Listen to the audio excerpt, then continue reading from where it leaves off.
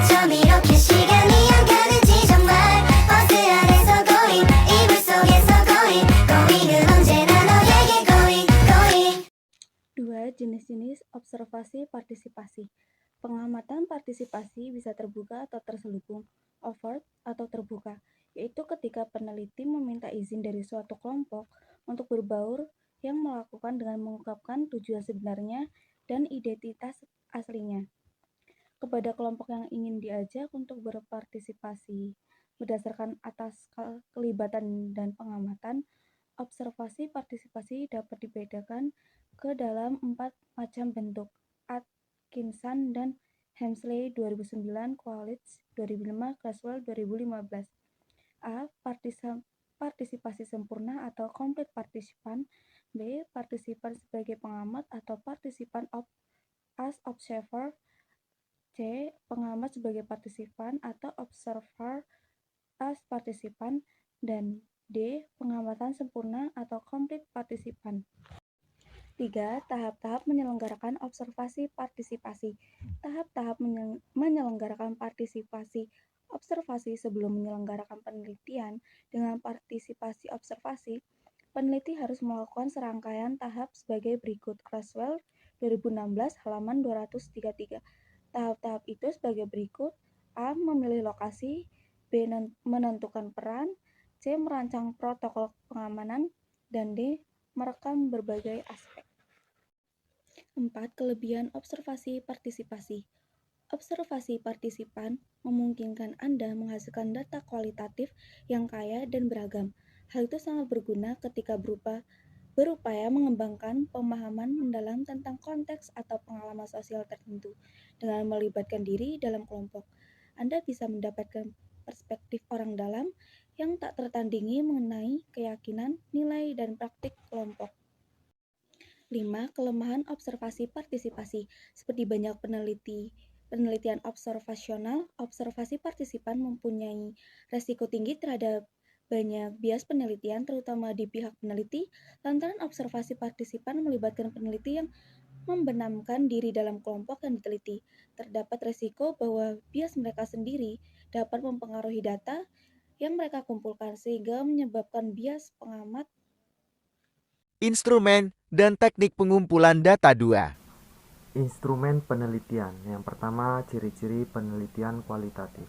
Salah satu ciri penelitian kualitatif adalah peneliti bertindak sebagai instrumen sekaligus pengambil data. Instrumen selain manusia seperti angket, pedoman wawancara, pedoman observasi, dan sebagainya dapat pula digunakan, tetapi fungsinya terbatas sebagai pendukung tugas peneliti sebagai instrumen kunci. Oleh karena itu, dalam penelitian kualitatif, kehadiran peneliti adalah mutlak karena peneliti harus berinteraksi dengan lingkungan, baik manusia ataupun non-manusia yang ada dalam kancah penelitian.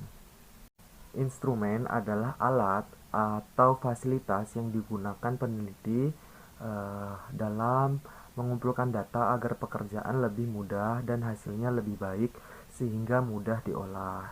Menurut Ari Kunto pada tahun 2006, instrumen penelitian adalah alat-alat yang diperlukan atau dipergunakan untuk mengumpulkan data. Ada 2 macam instrumen bantuan yang lazim digunakan, yaitu yang pertama, panduan atau pedoman wawancara mendalam. Nah, ini adalah suatu tulisan singkat yang berisikan daftar informasi yang perlu dikumpulkan. Pertanyaan-pertanyaan lazimnya bersifat umum yang memerlukan jawaban panjang, bukan jawaban yang ya atau tidak. Lalu yang kedua, alat rekaman.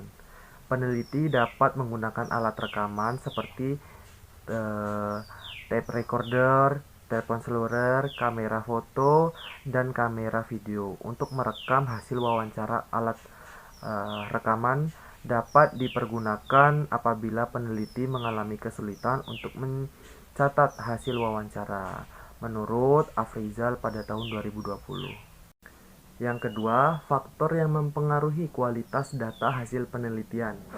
ada dua faktor utama yang mempengaruhi kualitas data hasil penelitian, yakni kualitas instrumen penelitian data dan kualitas pengumpulan data dalam penelitian kualitatif. Kualitas instrumen penelitian terkait dengan validitas dan reliabilitas instrumen, sedangkan kualitas pengumpulan data berkaitan dengan kekuatan metode yang digunakan untuk mengumpulkan data. Penting untuk dicatat bahwa instrumen yang telah teruji validitas dan reliabilitasnya tidak selalu dapat menghasilkan data yang valid dan reliable jika tidak digunakan dengan tepat. Selama pengumpulan data, instrumen dalam penelitian kualitatif dapat berupa tes, pedoman wawancara, observasi, dan kuesioner. B. Teknik pengumpulan data. Teknik pengumpulan data merupakan cara yang digunakan oleh peneliti untuk mengumpulkan data-data penelitian dari sumber data, dari subjek maupun sampel penelitian. Teknik pengumpulan data merupakan suatu kewajiban karena teknik pengumpulan data ini nantinya digunakan sebagai dasar untuk menyusun instrumen penelitian. Instrumen penelitian itu merupakan seperangkat peralatan yang akan digunakan oleh peneliti untuk mengumpulkan data-data penelitian menurut Kristanto pada tahun 2018. Pengumpulan data kan tahapan yang sangat penting dalam sebuah penelitian.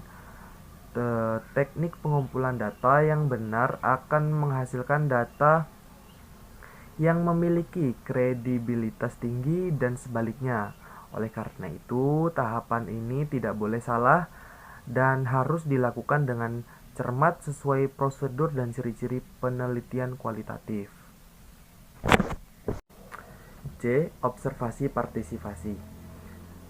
Yang pertama, pengertian partisipasi. Observasi partisipatif adalah metode di mana peneliti terlibat dalam kegiatan sehari-hari orang yang akan sedang diamati atau yang digunakan sebagai sumber data penelitian. Dengan observasi partisipan ini, maka data yang diperoleh akan lebih tajam dan sampai mengetahui pada tingkat makna dari setiap perilaku yang tampak. Metode observasi partisipasi sering dianggap sebagai varian dari metode observasi naturalistik karena memiliki kemiripan. Perbedaannya adalah peneliti bukan bagi pengamat jarak jauh, melainkan peneliti telah bergabung dengan partisipan dan menjadi bagian dari kelompoknya. Umumnya, observasi partisipan dilakukan untuk penelitian yang bersifat eksploratif, menyelidiki perilaku individu dan situasi sosial seperti cara hidup, hubungan sosial dan masyarakat, dan sebagainya. Seperti banyak peneliti observasional ini, observasi partisipan ini mempunyai risiko tinggi terhadap bias penelitian, terutama di pihak peneliti lantaran observasi partisipan melibatkan peneliti yang membenamkan diri dalam kelompok yang diteliti. Terdapat resiko bahwa bias mereka sendiri dapat mempengaruhi data yang mereka kumpulkan, sehingga menyebabkan bias pengamatan. Jadi, kegunaan observasi partisipan ini membantu peneliti memutuskan pertanyaan mana yang relevan, bahasa apa yang digunakan, dan seperti apa budayanya. Kegunaan observasi partisipan ini juga sebagai partisipan aktif dalam budaya atau fenomena yang diteliti. Peneliti ini akan lebih mampu menafsirkan apa yang sebenarnya terjadi dibandingkan dengan seseorang yang tidak akrab dengan budaya tersebut dan melihat datanya dari sudut pandang yang murni objektif. Selanjutnya ada petunjuk-petunjuk mengadakan observasi partisipan. Yang pertama itu peroleh terlebih dahulu pengetahuan apa yang hendak diobservasi. Jadi penyelidik ini akan dapat mengobservasi dengan mengingat-ingat lebih banyak sifat khusus dari sesuatu yang diamatinya. Jika dia telah mempunyai pengetahuan yang cukup terhadap apa yang hendak diobservasinya, itu dan jenis fenomena apa perlu dicatatnya. Oleh sebab itu, ketahuilah terlebih dahulu apa sebenarnya yang harus diobservasi. Yang kedua ini bisa selidiki tujuan umum maupun yang khusus dari problem riset untuk menentukan apa yang harus diobservasi. Perumusan masalah dan aspek khusus dari penyelidik akan menentukan apa yang harus diobservasi. Selidikilah secara mendalam dan gunakanlah penyelidikan terdahulu yang mempunyai hubungan dengan problematika riset yang akan dilakukan untuk memperoleh petunjuk tentang apa yang harus diobservasi dan dicatat. Ya, buatlah suatu cara termudah untuk mencatat hasil observasi. Ini penting sekali ya untuk menetapkannya lebih dahulu simbol statistik atau rumusan yang deskriptif yang akan digunakan untuk mencatat hasil observasi ini. Cara yang demikian ini akan menghemat waktu dan menyeragamkan tata kerja observasi yang dilakukan terhadap banyak peristiwa. Dan batasi secara tegas macam-macam tingkat kategori yang akan digunakan kecuali mencatat jumlah frekuensi dan suatu jenis tingkah laku. Kerap kali perlu sekali seorang penyelidik ini untuk mengetahui besar kecil tingkah laku yang muncul. Jika dibuatkan tabel 2 jalan, tabel 2x2, penyelidik akan dapat mencatat lebih banyak data tiap tingkatan dari gejala perlu dibatasi secara jelas.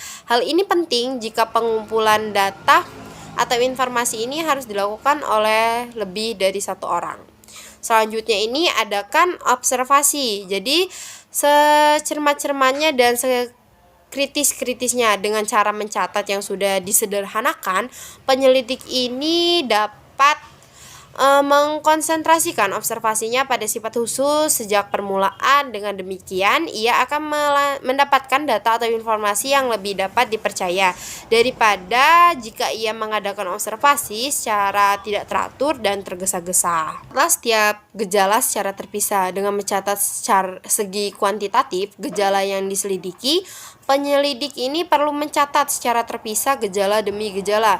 Tidak jarang penyelidik dalam mencatat suatu gejala ini dipengaruhi oleh pencatatan pada gejala lainnya. Misalnya, jika seorang observasi ini melihat subjek yang akan diselidiki berpakaian sangat rapi dan berkelakuan sangat sopan, kerap kali ia akan terpengaruh oleh keadaan itu dalam mencatat gejala lainnya. Misalnya kecakapannya dalam melaksanakan tugas-tugas, dalam meringkaskan yang disebut sebagai carry over effect. Kelemahan akan muncul jika peneliti tidak dapat memisahkan satu fenomena dengan fenomena yang lainnya. Selanjutnya, ketahuilah baik-baik alat pencatat dan tata cara mencatat sebelum melakukan observasi. Jadi baik terhadap alat yang dibantu sendiri apalagi yang diperoleh dari orang lain. Kiranya seorang perlu untuk melatih diri terlebih dahulu bagaimana menggunakan alat tersebut secara tangkas dan tepat. Hal ini khususnya sangat penting ya jika penyelidikan dilakukan bersama-sama dengan orang lain dan alat yang dipergunakan untuk mencatatnya sama, sedangkan hasil penyelidikannya akan dipadukan. Yang terakhir ini, kegagalan yang dialami oleh satu atau dua orang pengamat dalam suatu tim observasi mungkin sekali akan mengecewakan tim pengaman secara keseluruhan dan mungkin akan mengakibatkan data yang terkumpulnya ini kurang reliable dan tidak otentik. Selanjutnya yang ke-8 ini ada faktor-faktor yang harus dipertimbangkan dalam observasi partisipan. Ada hal-hal yang harus dipertimbangkan. Yang pertama ini keterlibatan observer. Dalam keterlibatan penelitian terhadap proses observasi yang dilakukan, para ahli membaginya 3 bentuk, yakni observasi partisipan, di mana dalam observasi ini peneliti mengambil peran aktif dan ikut larut dalam aktivitas bersama dengan subjek peneliti. Peneliti ini melakukan pengamatan dari dalam dan melakukan pencatatan terhadap perilaku sasaran dari subjek peneliti. Bentuk yang kedua adalah observasi semi partisipan. Ini diamankan dalam rangkaian riset penelitian melakukan pengamatan dari dua sisi yang berbeda. Satu, waktu ia ikut larut dalam aktivitas bersama subjek peneliti, tetapi di waktu lain ini ia melakukan pengamatan dari luar atau tidak ikut bahkan terlibat aktif bersama subjek. Ahli lainnya ini menjelaskan mengenai observasi semi partisipan, yaitu ketika peneliti ini mengamati dari jarak yang cukup sesuai tetapi tidak ikut beraktivitas bersama subjek, sementara subjek mengetahui bahwa peneliti sedang melakukan observasi.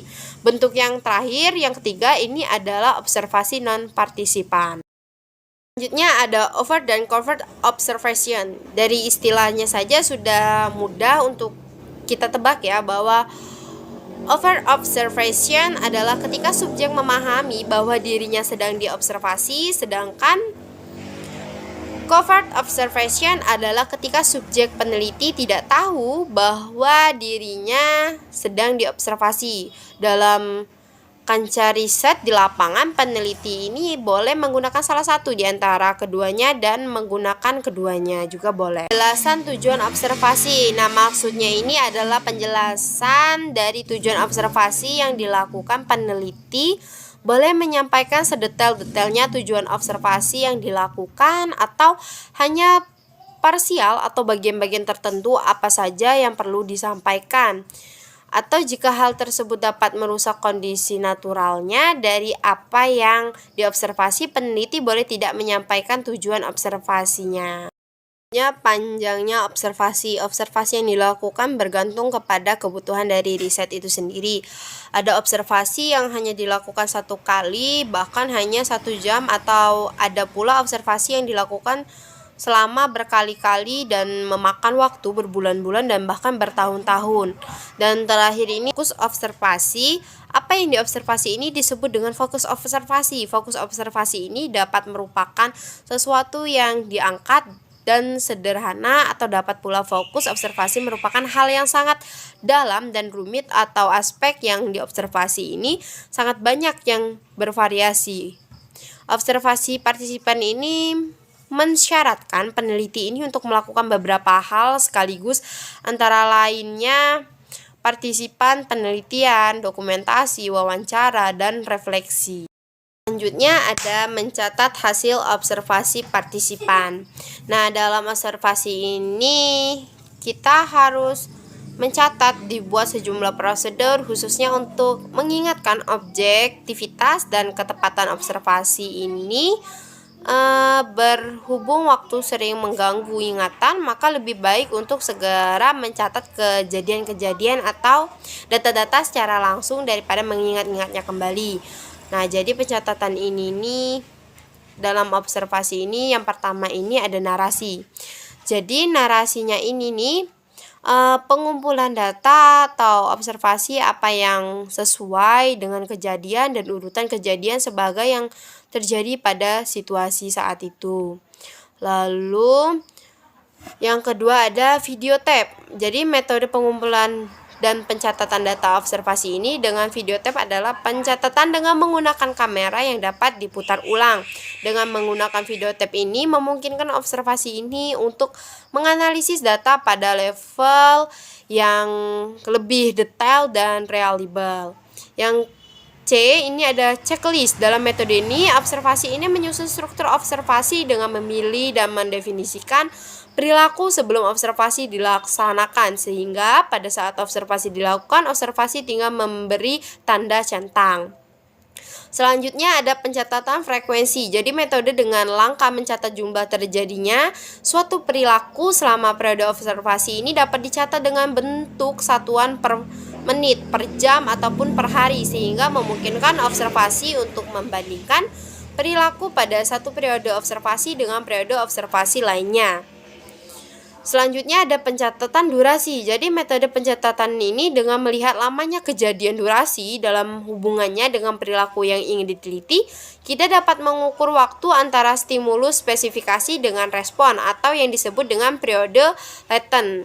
Contohnya, waktu antara akhir dari suatu pertanyaan dengan waktu awal suatu respon, ini mengukur durasi dapat menggunakan stopwatch atau pada videotape.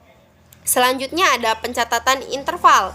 Dalam pencatatan keseluruhan, perilaku yang dicatat adalah perilaku yang terjadi selama interval pengamatan dan perilaku yang terjadi dalam suatu bagian interval. Yang terakhir ada rating. Jadi rating ini sendiri dapat digunakan untuk mengukur aspek-aspek kualitatif dari perilaku. Rating ini membutuhkan kemampuan observer untuk melakukan evaluasi subjek mengenai perilaku yang diteliti dan dianalisis. Caranya ini untuk mengurangi subjektivitas dalam rating adalah dengan menentukan suatu kontinu evaluasi dalam batas peneliti dan rating dibuat oleh observasi lainnya yang tidak mengetahui subjek atau yang tidak mengetahui tujuan penelitiannya.